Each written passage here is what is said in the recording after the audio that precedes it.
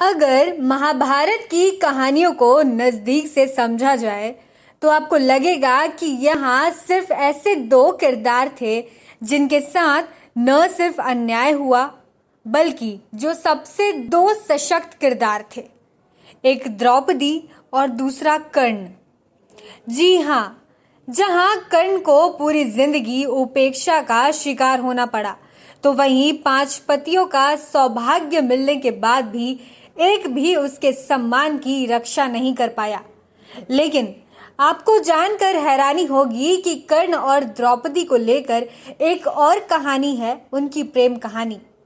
जी हाँ, बहुत कम लोग जानते हैं कि कर्ण और द्रौपदी एक दूसरे से आजीवन प्रेम करते थे, लेकिन कभी अभिव्यक्त नहीं कर पाए। हालांकि इन दोनों ने एक दूसरे को महाभारत काल के 2 अध्याय में अपमान किया था, लेकिन द्रौपदी अपने पति अर्जुन से नहीं बल्कि महारथी कर्ण से शादी करना चाहती थी। लेकिन किस्मत में अर्जुन और उसके 4 भाइयों के साथ शादी करना लिखा हुआ था। आइए जानते हैं दानवीर कर्ण और पांचाली द्रौपदी की इस अनकही प्रेम कथा के बारे में।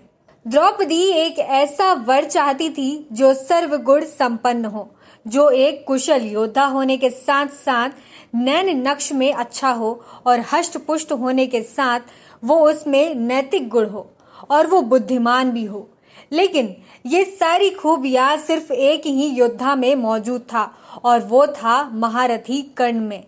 लेकिन महाभारत काल में दोनों की शादी नहीं होनी लिखी थी, इसलिए द्रौपदी ने पांडव से शादी की जिनमें अलग अलग ये गुण थे, जैसे कि युधिष्ठिर में नैतिक गुण था, भीम में शारीरिक तौर पर मजबूती थी, अर्जुन एक कुशल योद्धा थे, नकुल के नैन नक्श थे और सहदेव की बुद्धिमानी थी।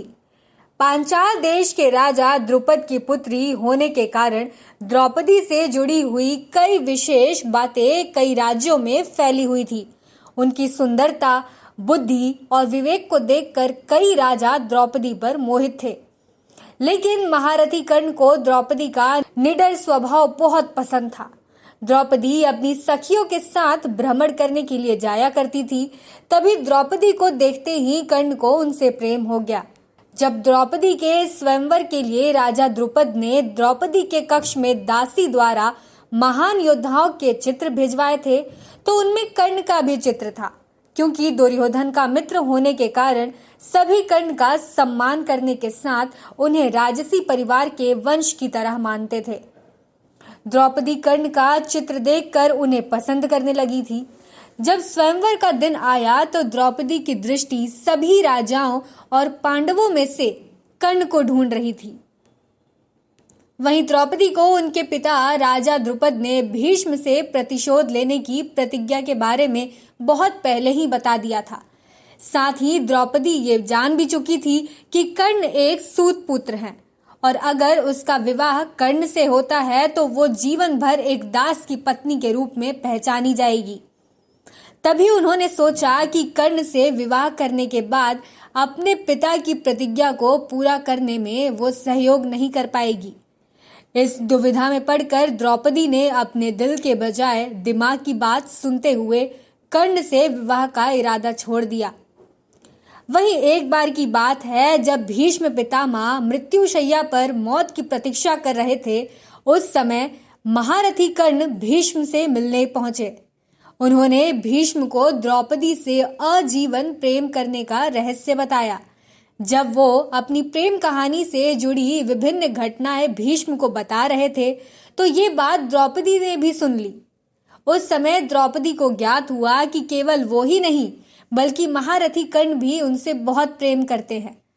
लेकिन महाभारत के युद्ध में अर्जुन द्वारा कर्ण का वध किए जाने के साथ ही ये अनकही प्रेम कहानी खत्म हो गई। वहीं मृत्यु के पश्चात जब द्रौपदी स्वर्ग पहुंची तो वहां सबसे पहले अंगराज कर्ण ने द्रौपदी का मुस्कुराते हुए स्वागत किया था। तो दोस्तों, कैसा लगा आपको हमारे वीडियो? हमें कमेंट सेक्शन में जाके जरूर बताएं और हमारे चैनल को लाइक, सब्सक्राइब और शेयर करना ना भूलें।